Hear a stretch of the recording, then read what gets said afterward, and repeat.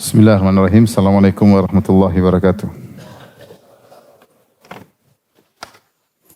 Alhamdulillahi ala ihsani wa syukru lahu ala taufiqihi wa amtinani. Asyhadu an la ilaha illallah wahdahu la syarika lahu ta'ziman li sya'nih. Wa asyhadu anna Muhammadan abduhu wa rasuluhu da'ila ridwanih. Allahumma salli alaihi wa ala alihi wa ashabihi wa ikhwani. Hadirin dan hadirat yang dirahmati Allah Subhanahu wa taala, kita lanjutkan bab yang baru. Babul istikharati wal musyawarah. Bab tentang istikharah dan musyawarah.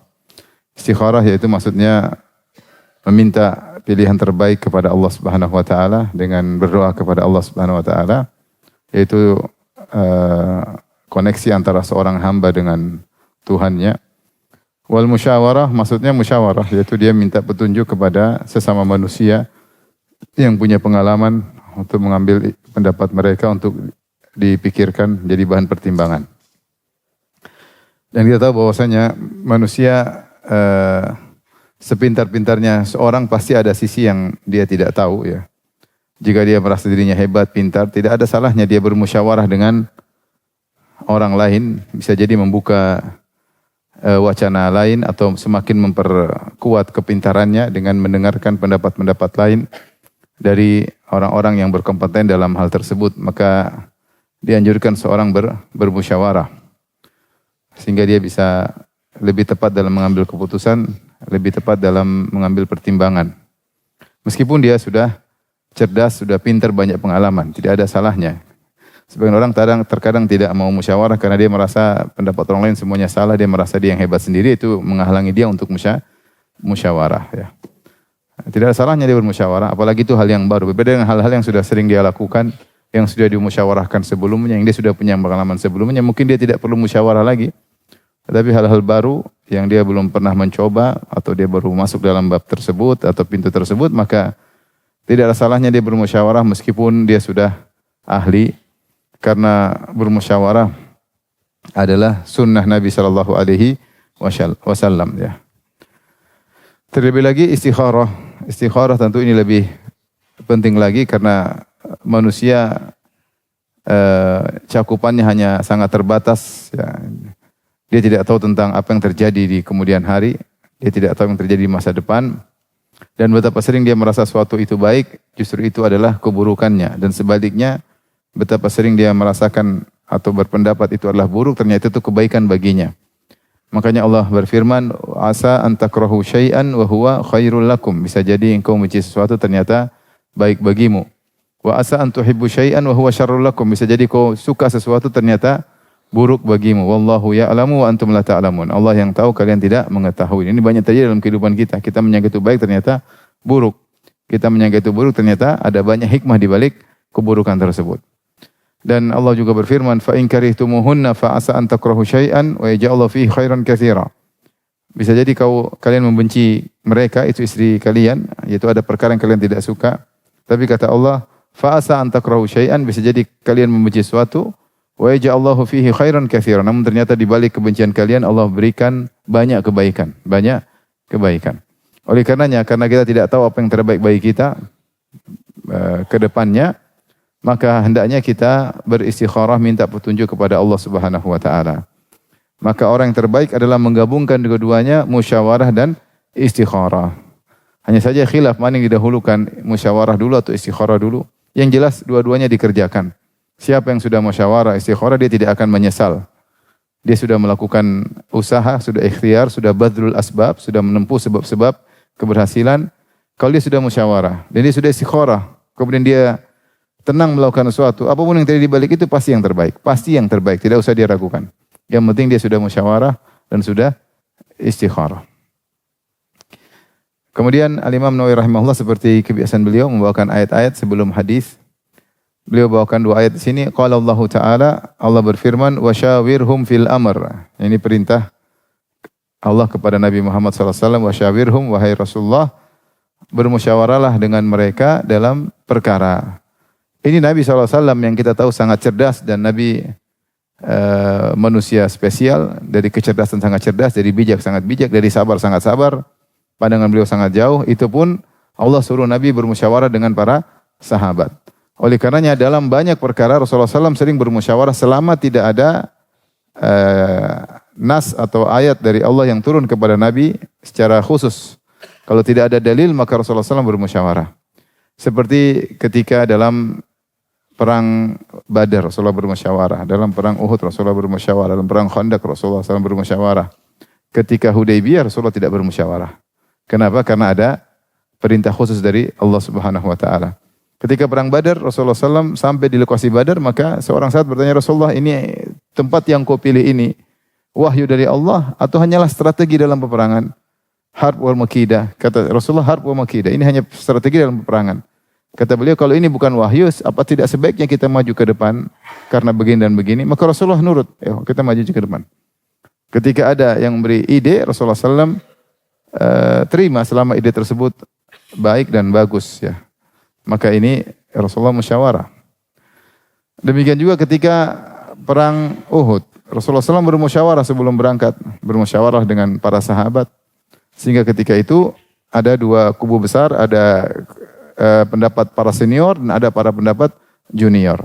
Ketika itu para pendapat senior berpendapat kita tidak usah keluar menuju Uhud. Kita bertahan aja di kota Madinah dan itu ada manfaatnya. Karena jumlah kita sangat sedikit. Jumlah para sahabat ketika itu semuanya totalnya 1.000. Ternyata ada 300 orang munafik jadi 1.000. Sementara musuh 3.000. Tentu ini jumlah yang tidak seimbang. Maka dengan bertahan di kota Madinah ada manfaat yang kita dapatkan. Pertama, kita tidak usah teliti pergi ke Uhud. Yang kedua, kita tahu lorong-lorong kota Madinah yang musuh tidak tahu lorong-lorong tersebut. Yang ketiga, kita bisa mengambil manfaat memperdayakan para wanita dan anak-anak. Mereka bisa berada di Atom Al-Madinah, itu tempat tiang-tiang yang tinggi dan mereka bisa melempar dari tempat yang tinggi ikut serta membantu pasukan kaum muslimin. Ide sangat cemerlang dari kaum senior. Ternyata kaum junior punya ide. Mereka mengatakan, ya Rasulullah, kita dulu waktu masih musyrik, kita bukan jagoan kandang ya Rasulullah. Sekarang sudah muslim, ngapain jagoan kandang? Kita keluar. Jangan kita jagoan kandang menang di Madinah, kita keluar sambut mereka di Uhud. Akhirnya debat, akhirnya Rasulullah SAW memilih pendapat anak-anak muda. Padahal Rasulullah SAW di kumpulan senior apa junior? Senior, Rasulullah senior. Maka Rasulullah akhirnya memilih pendapat anak muda, mengingat semangat mereka yang luar biasa. Dan Rasulullah mungkin memandang ada suatu semangat yang jangan diturunkan ketika mereka sedang semangat. Apalagi banyak dari anak muda yang tidak sempat ikut perang Badar. Karena perang Badar itu perang yang datang tiba-tiba. Sehingga Rasulullah mengatakan siapa yang tunggangannya siap ikut, yang enggak siap enggak usah. Akhirnya banyak sahabat yang tidak ikut perang Badar karena mereka tidak siap tunggangan ketika itu karena persangkaan Nabi yang dilawan adalah pasukan Abu Sufyan yang cuma dikawal 40 orang. Ternyata kejadian berubah, Abu Sufyan lolos, kemudian Abu Jahal datang dengan 1.000 pasukan. Intinya Rasulullah SAW musyawarah, kemudian Rasulullah SAW memilih pendapat anak-anak muda. Kemudian Rasulullah SAW berangkat. Dan itulah metode musyawarah Nabi, beliau mendengar dari segala pihak. Dan kalau kita musyawarah jangan konferensi meja sudut ya, meja bundar ya. Kalau meja sudut kita aja ngomong terus ya, enggak. Semua boleh ngomong dan pendapat bisa jadi kita ambil dari yang lain. Jangan diktator, arogan. Enggak, kita dengar. Dengar dari siapa saja. Bisa jadi ada orang yang mungkin umur lebih kecil, lebih muda, tapi dia punya sisi pendapat yang bagus yang mungkin tidak kita lihat ya. Bagi anak-anak zaman sekarang, tidak ada salahnya kita musyawarah sama anak-anak. Anak-anak tahu ilmu tentang ChatGPT yang kita tidak tahu. Anak-anak tahu tentang hal-hal yang mungkin kita nggak tahu karena kita gaptek nggak tahu. Dan mereka, masya Allah mereka tahu banyak hal. Tidak ada salahnya kita musyawarah sama anak-anak yang lebih muda daripada kita. Atau ada sisi yang kita tidak tahu ya, tentang masyarakat, tentang lingkungan, tentang banyak hal yang kita mungkin kurang pergaulan. Tidak ada masalahnya kita musyawarah. Lihat Rasulullah SAW bermusyawarah sama anak muda, sama senior dan pendapat anak muda yang dipilih. Subhanallah. Dan akhirnya ketika sudah berangkat ke Uhud, akhirnya Abdullah bin Ubay bin Salul mundur dari 1.000 jadi 700, 300-nya mundur. Alasan Abdullah bin Ubay bin Salul ketika mundur tidak ikut perang, dia mengatakan Muhammad atau as-sibyan wa asana. Muhammad ikuti anak-anak kecil dan bangkang kepada kami orang-orang senior. Ayo kita balik. Akhirnya 300 balik. Tinggal 700. Dijadikan alasan oleh Abdullah bin Ubay bin Salul, pimpin orang munafik, untuk tidak ikut perang. Ini tinggal 700 lawan 3.000. Dan akhirnya kalah. Akhirnya kaum muslimin meninggal 70 orang, kalah. Tetapi ketika kalah pun Rasulullah SAW tidak pernah menyalahkan hasil keputusan. Tidak pernah mengatakan kalian sih anak muda sih, makanya dengar orang tua, tidak ada. Apa jalan keputusan musyawarah harus dijalankan. Menghormati hasil keputusan tersebut. Bahkan ketika Rasulullah musyawarah, kemudian mengambil pendapat anak muda. Ini saya menakjubkan dengan anak muda. Kemudian setelah sholat asar hari Jumat, Rasulullah musyawarah sebelumnya. Setelah keputusan harus keluar menuju Uhud menurut pendapat anak muda. Ketika habis sholat Jumat, sholat asar, Rasulullah SAW sudah pakai baju perang. Anak-anak muda ini menyesal. Bilang tolong sampaikan kepada Rasulullah, kami anak-anak muda kami menyesal ya. Amruna li amri kataba, sampaikan kepada Rasulullah, kami hanya ikut aja pendapat Nabi. Kalau memang harus di Madinah, kita di Madinah saja. Kami menyesal maksa-maksa Nabi, enggak enak. Mereka merasa enggak enak. Akhirnya sampaikanlah kepada Nabi, ya Rasulullah, anak muda menyesal. Mereka maunya kita di Madinah saja sebagaimana pendapat orang senior. Kata Rasulullah, enggak. Maka nabi Nabi idza labisa la'matahu an yadha'aha hatta yunajis atau hatta yakumallahu bainahu wa baina aduhi. Tidak pantas bagi seorang nabi kalau sudah pakai baju perang, kemudian dia menanggalkan kembali pakaian perangnya sampai Allah putuskan keputusan antara dia dengan musuhnya. Ya. Maka Rasulullah ajarkan kalau sudah ada keputusan musyawarah harusnya dikerjakan. Jangan digagalkan. Itu namanya musyawarah yang benar. Saya pernah diskusi sama seseorang. Lama, mungkin 1 jam, 2 jam diskusi. Bagaimana. Batasan keputusan sudah dipenuhi, disepakati. Kita lakukan A, oke. Besoknya datang dia. Ustadz, istri saya kayaknya enggak setuju. Kayaknya kita rubah ke B. Lain kali istri kamu ikut rapat. Kau ini gimana ikut istri. Lain kali istrimu sini ikut musyawarah sama saya. Saya marah. Ya gimana begini sudah kita capek-capek rapat 2 jam. Kemudian sudah ambil keputusan. Besoknya gara-gara istri kau rubah apa? Keputusan. Saya bilang depan dia. Lain kali istrimu sini ikut rapat. Ini enggak benar seperti ini. Kalau sudah ada keputusan kita hormati keputusan tersebut. Sudah bersikeras kita sudah berpikir 2 jam. Kemudian tiba-tiba rubah keputusan ini enggak benar. Ada keputusan ya kita kalau mau rubah lagi ya rapat lagi lah. Apa masalahnya, sebabnya apa, didiskusikan. Tidak boleh kita kemudian kita menyelisih keputusan. Rasulullah SAW tidak menyelisih keputusan. Bahkan mereka sudah ngalah, Rasulullah SAW tetap menjalankan keputusan tersebut. Bahkan kalah pun Rasulullah tidak menyalahkan keputusan anak muda. Tidak mengatakan gara-gara kalian. Itulah pemimpin yang benar. Sudah keputusan jalankan, apa yang terjadi risikonya dijalani bersama. Sudah keputusan rapat. Jangan ungkit-ungkit kesalahan-kesalahan sebelumnya. Itulah Nabi SAW. Dalam perang Uhud, rapat. Kemudian dalam perang Khandaq, Rasulullah SAW juga musyawarah. Kondisi genting, pasukan kaum muslimin kurang lebih 1.500, maksimal 2.000. Tahu-tahu datang pasukan Khandaq Al-Ahzab. Sampai Allah sebut dengan Al-Ahzab. Ya. Walamma ra'al mu'minuna Al-Ahzaba, yaitu Ahzab. Yang turun surat Al-Ahzab. Jumlah mereka 10.000. Mengepung kota Madinah dari atas. Kemudian dari dalam ada orang-orang Bani Quraidah yang berkhianat, jumlah 700. Sampai Allah Subhanahu wa taala berfirman, "Idz ja'ukum min fawqikum wa min asfala minkum wa izaghatil absaru wa balaghatil qulubul hanajir wa tadhunnuna billahi dhununa. Hunalika butuliyal mu'minuna wa zulzilu zilzalan syadida." Ketika datang kepada kalian dari atas 10.000 dan dari bawah 700 orang, sampai ketika itu ketakutan yang luar biasa, wa idz zaghatil absar, sampai pandangan kalian tidak bisa stabil. Wa balaghatil qulubul hanajir, dan jantung kalian sampai ke kerongkongan. Itu menunjukkan rasa takut yang luar biasa. Maka ketika itu kaum mukminin diuji dengan ujian yang sangat besar, digoncang dengan segoncang-goncangnya. Maka Rasulullah SAW sebelum datang Ahzab, Rasulullah diskusi.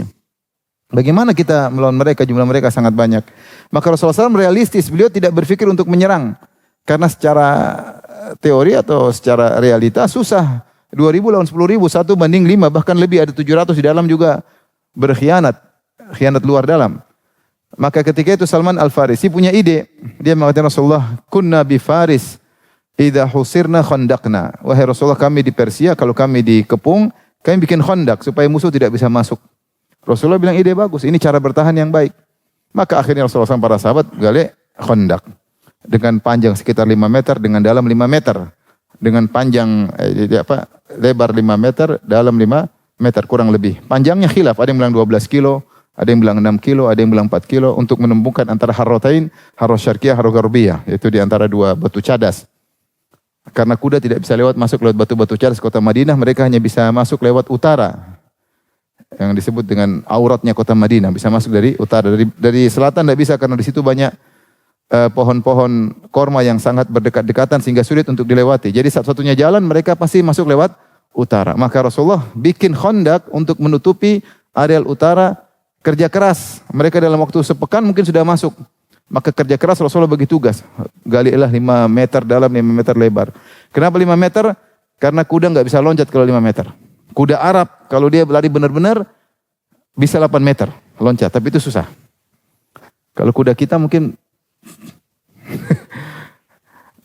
jadi 5 meter dalam, kalau dia masuk ke bawah sudah susah. Jadi digalilah khandak, kemudian sisa galian ditaruh di sebelah dalam untuk sebagai tempat pertahanan. Maka Rasulullah jalankan hasil musyawarah, mereka kerja keras gali, Rasulullah ikut gali. Saya para sahabat kelaparan, sampai mereka ikat perut mereka dengan batu karena kelaparan, ketika itu musim dingin. Sampai Rasulullah SAW juga terlihat, Rasulullah ternyata ikat perutnya juga dengan apa? Dengan batu karena kelaparan dan seterusnya. Jadi di sini Rasulullah SAW bermusyawarah dengan Salman Al-Farisi, padahal Salman Al-Farisi baru masuk Islam. Maksudnya masuk Islam belakangan. Tapi ketika dia punya ide yang cemerlang, Rasulullah SAW tidak menolak ide tersebut. Tidak masalah. Karena Allah yang beritakan, wasyawirhum fil amr. Bermusyawarah dengan mereka. Taib. Ketika perang, sampai ketika ada ide-ide lain, sampai Rasulullah, karena saking susahnya, Rasulullah bilang, wahai sama sahabat, bagaimana kalau kita ngalah aja. Dalam sebagian riwayat kata Nabi, kita ngalah aja. Karena ketika mereka sudah datang, ternyata sulit menghadapi mereka. Sampai Rasulullah SAW tidak sempat sholat asar suatu hari. Karena mau sholat ternyata hujan anak panah terlalu banyak. Sampai Rasulullah mengatakan, syaghaluna an sholatil wusta sholatil asar. Mala Allahu qulubahum wa ajwafahum nara. Mereka telah membuat kita tidak bisa sholat asar. Semoga Allah memenuhi mulut mereka dan kubur mereka dengan api. Sampai Rasulullah SAW akhirnya mengqadha sholat asar di waktu maghrib. Karena darurat. Karena padahal sholat asar tidak bisa dijamak ke sholat apa? Maghrib. Maksudnya kondisi saking gentingnya sampai Rasulullah punya ide. Dia panggil sebagian sahabat, gimana kalau kita ngalah aja, kita kasih hasil panen kita kepada mereka. Yang penting mereka pulang. Sahabat bilang, enggak ya Rasul. Maksudnya sampai ada ide untuk mengalah ketika itu. Karena realitanya berat. Selama tidak ada wahyu, Rasulullah tetap bermusyawarah. Ini gimana nih kita selam. Kalau ada wahyu, Rasulullah tidak akan mundur. Tapi selama tidak ada wahyu, Rasulullah masih kumpul musyawarah, gimana? Ada ide begini, bagaimana? Bagaimana kalau kita ngalah? Udahlah kita ngalah aja, kita nggak bisa musuh terlalu banyak. Bagaimana kalau kita ngalah, kita serahkan hasil panen kita kepada mereka tiap tahun sebagai perdamaian. Sahabat bilang enggak ya Rasul. Tapi ini Rasulullah musyawarah selama tidak ada wahyu. Ketika Hudaybiyah turun wahyu, Rasulullah tidak musyawarah. Meskipun menyelisih sahabat seluruhnya. Ketika tahun 6 Hijriah, Rasulullah SAW berangkat dengan para sahabat pakai kain ihram untuk umrah. Dan mereka sudah 6 tahun tidak lihat Ka'bah. 6 tahun tidak lihat Ka'bah. Bagaimana rindu Nabi dan para sahabat. Dan mereka dulu tinggal di dekat Ka'bah. Dulu tempat nongkrong mereka di mana? Di Ka'bah. Abu Jahal, Abu Lahab nongkrongnya di mana? Pinggir Ka'bah. Tidak pakai visa dulu. Tinggal nongkrong situ aja. Rasulullah sering ke Ka'bah. Akhirnya mereka hijrah, terusir 6 tahun tidak pernah ke Ka'bah. Bagaimana rindunya mereka untuk umrah. Akhirnya berangkatlah sekitar 1400 atau 1100 atau 1300. Sudah khilaf 1300, 1400, sekitar segitu.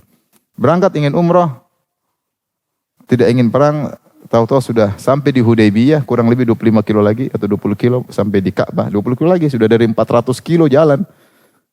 Madinah Mekah 450, sudah 430 kilo mereka tempuh, tinggal 20 kilo lagi sampai di Ka'bah. Tahu-tahu dihadang oleh Khalid bin Walid. Dihadang oleh kaum musyrikin, tidak boleh masuk. Waduh, sebentar lagi. Tatkala itu para sahabat semua nekat. Mereka bilang, Rasulullah, kita perang. Mati atau umrah? Subhanallah. Mati atau umrah. Semuanya pengen begitu. Semuanya pengen mati atau umrah. Tidak ada yang mau pulang. Sudah terlanjur sekadung. Mati mending mati. Sampai akhirnya Rasulullah SAW mengatakan tidak. Kita balik. Kita bikin musyawarah dengan mereka. Datanglah utusan dari Quraisy. Diskusi. Mengambil keputusan bahwasanya Rasulullah dan para sahabat harus balik ke kota Madinah. Umrah digagalkan. Tidak bisa lihat Ka'bah, harus balik. Sebelumnya Rasulullah masih bertahan. Makanya sebelum Rasulullah masuk, Rasulullah SAW kirim Utsman bin Affan. Sebenarnya Umar, kau pergi masuk ke Ka'bah. Kata Umar, ya Rasulullah, saya tidak punya teman di sana. Bisa bahaya, mereka sangat benci kepada saya. Utuslah yang lain. Oh, Utsman masih dihormati. Maka Utsman dikirim. Situ Utsman jalan masuk sendiri luar biasa. Akhirnya benar sampai di Mekah. Di Ka'bah, Utsman dihormati. Akhirnya mereka bilang, wahai Utsman, kau umrah aja dulu, nanti baru balik ke Muhammad. Kata Utsman, enggak, saya tidak akan umrah sampai Muhammad Rasulullah umrah dulu, saya enggak akan umrah. Akhirnya Utsman telat untuk balik. Rasulullah menyangka Utsman meninggal dunia. Ketika itu akhirnya Rasulullah SAW dan para sahabat melakukan baiat yang disebut baiatur ridwan. Baiatur ridwan, yaitu baiat di bawah sebuah pohon yang dikenal dengan Syajarul Ridwan karena turun firman Allah, laqad radiyallahu 'anil mu'minina idz yubai'unaka tahta syajarah.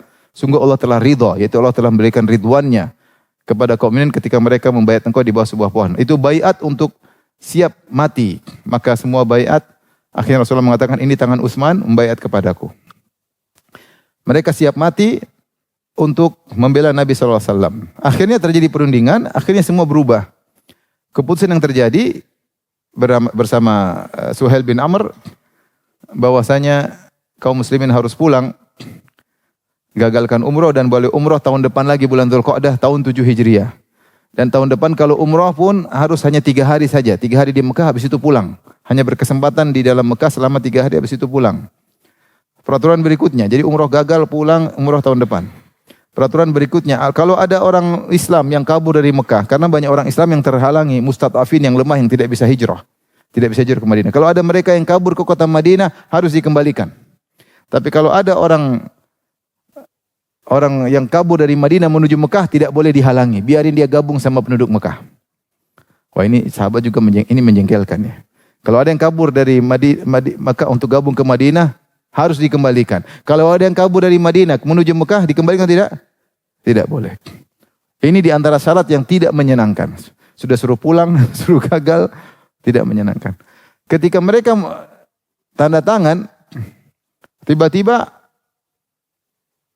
Abu Jandal, anaknya Suhail bin Amr, datang dalam kondisi terbelenggu, kemudian mengatakan, ya Rasulullah, terimalah aku. Saya ingin gabung dengan lari dengan belenggu-belenggu. Kata Rasulullah, ya Abu Jandal, kita sudah terlanjur perjanjian sama bapakmu. Kata Rasulullah, wahai Suhail, biarkan ini pengecualian. Biar dia gabung sama kami. Dia jangan jauh-jauh. Kata Suhail, tidak ada. Ini yang kita terapkan pertama orang ini, suruh kembalikan. Wah, di situ sahabat mulai jengkel. Umar kemudian bawa pedang dekat-dekat Abu Jandal. Umar bilang, wahai Abu Jandal, darah musyrik najis. Maksudnya ambil pedangku tikam bapakmu. Tapi anaknya tidak mau.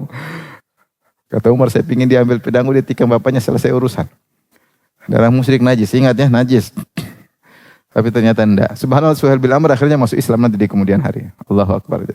Akhirnya kata ya Rasulullah, wahai Abu Jandal, Allah akan berikan engkau makhrajan, akan beri kau jalan keluar. Sabarlah. Di situ akhirnya para sahabat, kata Nabi, gagalkan umrah, semuanya cukur rambut dan potong hewan peliharaan. Semua sahabat tidak ada yang setuju. Disuruh potong rambut, gak ada yang potong rambut. Disuruh sembelih hewan, tidak ada yang sembelih hewan. Mulailah Umar datang kepada Abu Bakar. Wahai Abu Bakar, bukankah kita atas kebenaran? Kata Abu Bakar, benar. Bukankah kita atas kebenaran? Bukankah kalau kita perang, kita mati, kita masuk surga? Wahum alal batil, mereka kebatilan kalau mati, mampus masuk neraka? Kata Abu Bakar, benar. Terus kenapa kita lima dan nu'tidaniyata fi dinin? Main kita ngalah. Kata Abu Bakar, innahu Rasulullah. Itu yang suruh Rasulullah. Dan dia tidak akan membangkang kepada Tuhannya. Ini isyarat bahwasanya ada wahyu. Menyuruh Nabi untuk mengagalkan umrahnya. Umar datang kepada Rasulullah, ya Rasulullah, alasna alal haq wa hum alal batil. Bukankah itu kebenaran, mereka itu kebatilan? Kata Rasulullah SAW, benar. Alaysa qatlana fil jannah wa qatlahum fin nar. Kalau kita perang, kita mati masuk surga, mereka mampus masuk neraka. Kata Nabi, benar. Walima nu'tidaniyata fi dinina. Kalau gitu ngapain kita ngalah? Kita perang aja Rasulullah, masuk surga. Kata Rasulullah, inni Rasulullah, saya utusan Allah, walastu a'si. Aku tidak akan membangkang Allah, ini perintah Allah Subhanahu wa taala. Ketika Rasulullah perintah Allah, tidak ada musyawarah. Semua sahabat tidak ada yang nurut, Rasulullah tidak peduli. Jadi disuruh cukur rambut mereka enggak mau. Yang nurut sama Nabi cuma Abu Bakar As-Siddiq. Yang lain semua tidak mau karena mereka gemes. Sebentar lagi sudah tinggal 20 kilo lagi udah umroh, udah 6 tahun tidak lihat Ka'bah. Kita baru kena corona aja udah pusing ya, apalagi 2 tahun enggak umroh udah pusing, apalagi 6 tahun. Apalagi itu kampung halaman mereka, orang Akamsi diusir, mau balik jadi Akamsi lagi. Intinya akhirnya Ummu Salamah, Rasulullah masuk di kemah dalam kondisi sedih. Ummu Salamah bilang, kenapa? Rasulullah cerita. Musyawarah Ummu Salamah dengan istrinya. Kondisi genting. Kata Ummu Salamah, ya Rasulullah, kau keluar, tidak usah banyak omong, tidak usah ngomong sama sekali, panggil tukang cukurmu, cukur rambutmu, sembelih hewanmu. Akhirnya Rasulullah cukur rambut. Ketika para sahabat Rasulullah cukur rambut, semua cukur rambut. Berarti Rasulullah tidak akan berubah pendapatnya. Jadi mereka kemarin bertahan itu waktu disuruh cukur, tidak mau bertahan supaya Nabi merubah apa? Pendapatnya. Ketika Rasulullah cukur rambutnya dan menyembelih hewannya, maka semua akhirnya melakukan. Ini maksud saya, ketika ada wahyu, Rasulullah tidak akan musyawarah. Selama tidak ada wahyu, tidak ada musyawarah. Nah, antum ada wahyu atau tidak? Ya udah musyawarah. Kecuali ada wahyu turun sama antum, enggak usah musyawarah. Maksud saya Rasulullah SAW adalah orang yang cerdas, orang yang pintar. Itu pun beliau bermusyawarah. Taib. Wa qala ta'ala, dalam ayat yang lain kata Allah, wa amruhum syura bainahum. Ini pujian kepada orang beriman, para penghuni surga. Ciri mereka adalah mereka suka bermusyawarah. Musyawarah 2, 3 orang, 4 orang enggak ada masalah. Rasulullah bermusyawarah sama sekelompok orang, sama 1 orang, 2 orang. Yang penting ada musyawarah. Dan al-mustasyar mu'taman, orang diajak musyawarah dia amanah dari Allah. Dia harus berusaha mengeluarkan ide yang terbaik. Dia akan ngomong dan akan diberi taufik dari Allah Subhanahu wa taala ketika musyawarah menjalankan perintah Allah.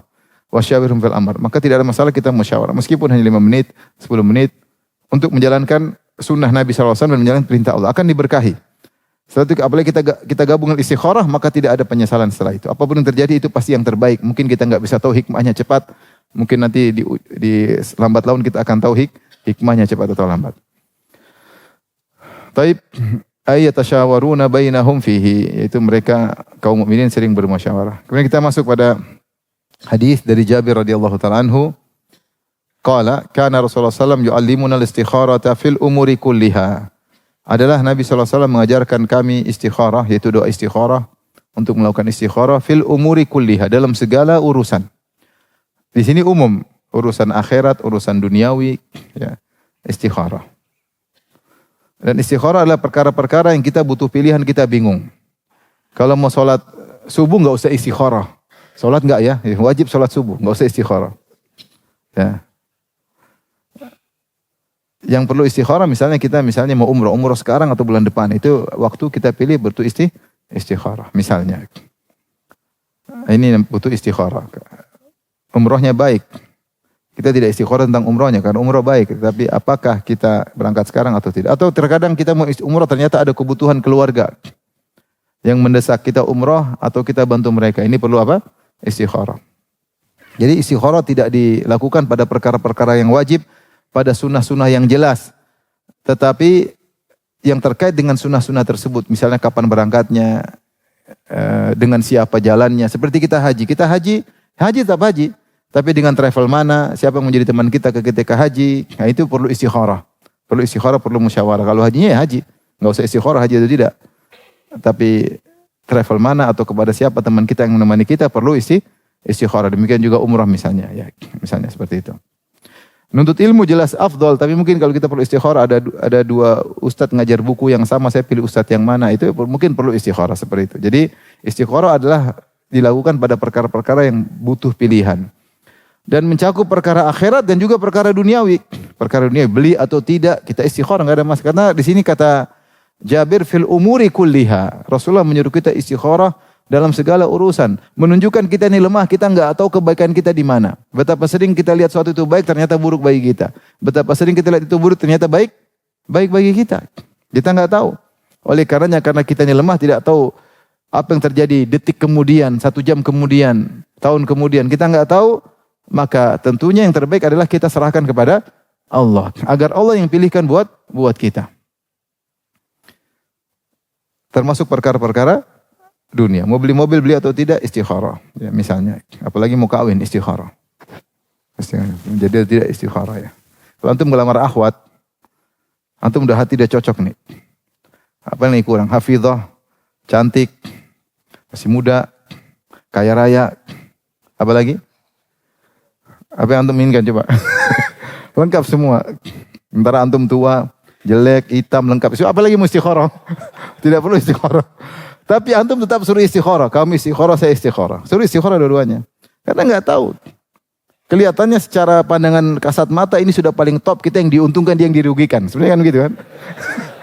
Tapi istikharah, kamu istikharah, kita istikharah. Enggak tahu apa bisa jadi kalau memang tidak cocok Allah palingkan hati. Kalau Allah cocokkan, mantap kita akan dipermantap. Istikharah. Jangan langsung aja gerasa-gerusu, kita enggak tahu mana yang terbaik buat kita. Ya, ini contoh. Maksudnya dalam segala urusan. Yang sering kita malas istikharah. Malas musyawarah. Terlalu pede dengan pandangan kita. Terlalu pede dengan kecerdasan kita. Akhirnya kita jarang istikharah. Padahal Rasulullah mengajarkan untuk istikharah dalam segala hal. Dan istikharah ini, ikhwan dan akhwat yang dirahmati Allah Subhanahu wa taala, dia adalah salat namanya min dawatil asbab. Salat yang ada sebabnya, maka boleh dikerjakan meskipun waktu terlarang. Kapan misalnya kita mau beli rumah, dia mengatakan, saya tunggu kau sampai sebelum maghrib. Kalau sebelum maghrib kau enggak, saya akan jual orang lain. Maka kita terpaksa istikharah meskipun waktu terlarang. Karena padahal sebelum maghrib kan waktu terlarang. Tapi karena ini salat kita perlu, maka kita istikharah. Meskipun waktu terlarang. Karena dia adalah waktu terlarang, tapi karena ini salat ada sebabnya, maka tidak mengapa dikerjakan. Seperti salat tahiyatul masjid. Tidak mengapa meskipun kita masuk di masjid di waktu yang terlarang. Lalu ada yang telepon, Fulan, saya punya anak ini, mau enggak nikahin? Kalau kau enggak mau, saya kasih orang. Istikharah enggak? 5 menit aja, enggak 5 menit sekarang. Ya udah kasih orang aja lah. Istikharah. Apalagi perkara-perkara besar seperti itu, masalah nikah, istikharah. Apapun yang terjadi, antum sudah istikharah, ternyata hasilnya tidak menyenangkan. Ternyata istri ngomel terus, yakinlah omelan itu sebab antum masuk surga. Kalau antum sudah musyawarah, sudah istikharah, apapun yang terjadi istri antum, jalanin. Apa yang terjadi suami anti ternyata begitu modelnya, yakinlah itu jalan untuk masuk surga. Sabar, itu pasti terbaik Allah pilihkan untuk memberi pelajaran, ujian bagi antum. Jalanin aja. Yang penting musyawarah istikharah. Makanya kata Ibnu Taimiyah, siapa yang musyawarah istikharah tidak perlu menyesal dan tidak boleh menyesal. Karena itu pilihan siapa? Allah Subhanahu wa taala. Sebagian ulama mengatakan, boleh kalau kita istikharah, kita gandengkan dengan salat yang lain. Misalnya salat qobliyah, boleh sambil niatkan istikharah. Karena lafalnya 2 rakaat bukan salat wajib. Boleh kita qobliyah, boleh gabungkan dengan salat tahiyatul masjid, boleh dengan salat ba'diyah, boleh, enggak ada masalah. Boleh dengan kita ketika tidak harus 2 khusus istikharah. Boleh kita gabungkan dengan salat malam. Yang penting kita niatkan saya akan juga istikharah di 2 rakaat ini. Kita domplengkan dengan salat-salat sunnah yang lain. Paham? Di sini Rasulullah kata Jabir, yu'allimunal istikharata fil umuri kulliha. Rasulullah ajarkan kita disuruh istikharah dalam segala urusan. Kasurati minal Qur'an. Seperti mengajarkan surat dalam Al-Quran. Maksudnya Rasulullah ngajarin doa tersebut dengan diulang-ulang. Kalau boleh kita katakan dengan distorkan. Supaya doanya jangan sampai salah. Karena doa lafaz istikharah sangat penting. Maka jangan dirubah-rubah. Seperti seorang belajar Al-Quran. Itu diulang-ulang, lafalnya harus tepat, tidak boleh dirubah-rubah. Tidak boleh dirubah-rubah. Makanya sebagian doa Rasulullah seperti itu. Seperti ada ketika Rasulullah mengajarkan doa mau tidur, ya. Amantu bi kitabika alladhi anzalt wa bi nabiyyika alladhi arsalt. Kemudian diulangi oleh Al-Bara' bin Azib, dia mengatakan amantu bi kitabika alladhi anzalt wa bi rasulika alladhi arsalt. Lafal doa sebelum tidur, aku beriman kepada kitab yang kau turunkan dan aku beriman wa bi nabiyyika alladhi arsal, dan aku beriman kepada nabimu yang kau utus. Ketika Al-Bara' bin Azib ingin menghafal doa tersebut, dia setoran kepada Nabi, dia mengatakan wa bi rasulika, dan demi rasulmu, dia ganti nabiyyika dengan rasulika, dan rasulmu yang kau utus. Kata Rasulullah, bukan begitu. Wa bi nabiyyika alladhi arsal, jangan dirubah lafalnya. Aku beriman dengan nabimu yang kau utus. Maka kira-kira doa istikharah seperti itu, maksudnya kita berusaha menjaga lafalnya karena kandungan maknanya sangat luar biasa. Maka di sini Jabir mengatakan seperti mengajarkan surat dari Al-Quran. Diulang-ulang, distorkan, jangan dirubah-rubah. Yaqul, kata Rasulullah SAW, idza hamma ahadukum bil amri, jika salah seorang dari kalian ingin melakukan sesuatu, hamma itu arada. Dia berbeda dengan azam. Kalau azam itu tekad. Tekad biasanya kalau sudah musyawarah, sudah istikharah baru tekad. Jadi masih awal ada keinginan, tidak ada salahnya istikharah. Jangan sampai sudah bertekad.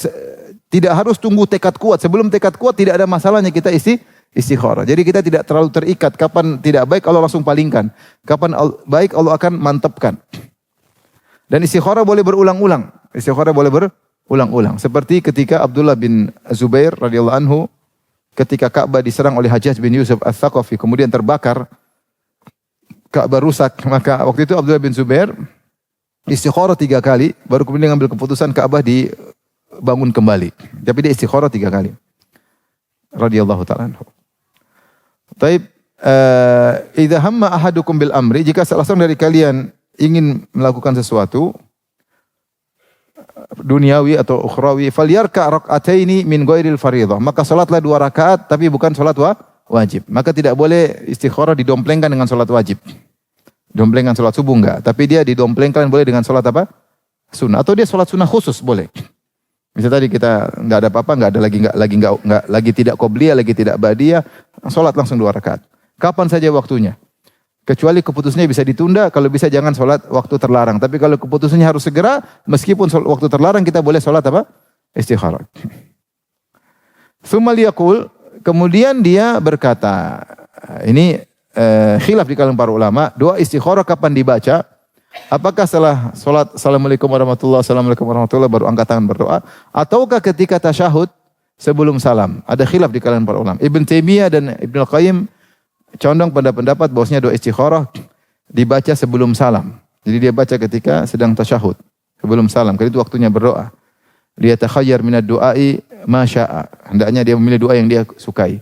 Dan dia masih connecting dengan Allah dan dia dalam kondisi sedang salat, maka doanya lebih afdal. Namun zahir hadis ini menyatakan setelah salat, karena kata Nabi SAW, falyarka rak'ataini min ghairil fardhah, hendaknya dia melakukan salat 2 rakaat yang bukan salat fardu, summa liyaqul, kemudian baru dia berkata, seakan-akan sudah salam dari salat 2 rakaat. Dua-duanya boleh, sebelum salam, sesudah salam boleh. Apa doanya? Ini doanya. Allahumma inni astakhiruka bi ilmik. Ya Allah, aku menyerahkan pilihan kepadamu dengan ilmumu. Yaitu, aku enggak punya ilmu. Aku serahkan pilihan kepadamu. Wa astaqdiruka bi qudratik.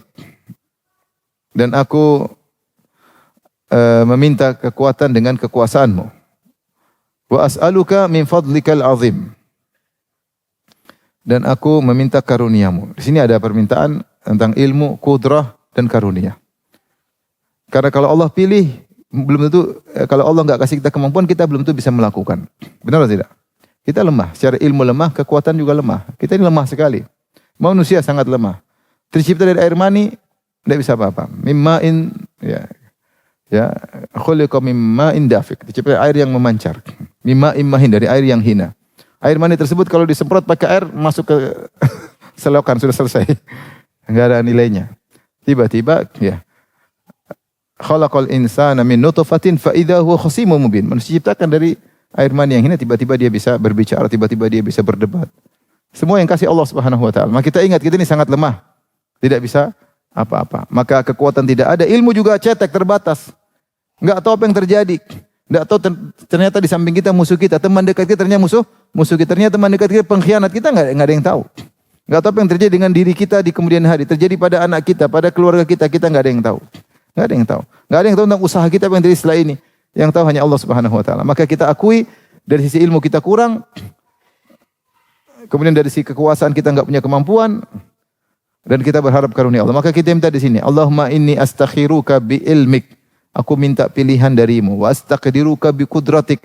Dan aku minta kemampuan dengan kekuasaanmu. Wa as'aluka min fadlikal azim, dan aku minta dari karuniamu yang agung, bukan karunia sembarang, aku minta karunia yang agung. Fa innaka taqdir wa la aqdir. Sungguhnya kau yang mampu, aku tidak mampu. Subhanallah, pengakuan. Wa ta'lam wa la a'lam, dan engkau tahu, aku tidak tahu. Subhanallah. Wa anta 'allamul ghuyub, dan engkau mengetahui perkara-perkara yang gaib. Allahumma in kunta ta'lamu anna hadzal amra khairun li. Ya Allah, jika engkau tahu bahwasanya perkara ini baik untukku, fi dini wa ma'ashi, untuk agamaku. Lihat, yang jadi pertimbangan bukan cuma dunia saja, bukan cuma agama saja. Baik untuk perkaraku dalam urusan agamaku maupun kehidupanku. Wa akibati amri, dan kesudahan perkaraku. Jadi bukan yang terbaik sekarang aja, dan kesudahanku, ini yang paling penting. Bagaimana kesudahannya? Au qala ajili amri wa ajilihi.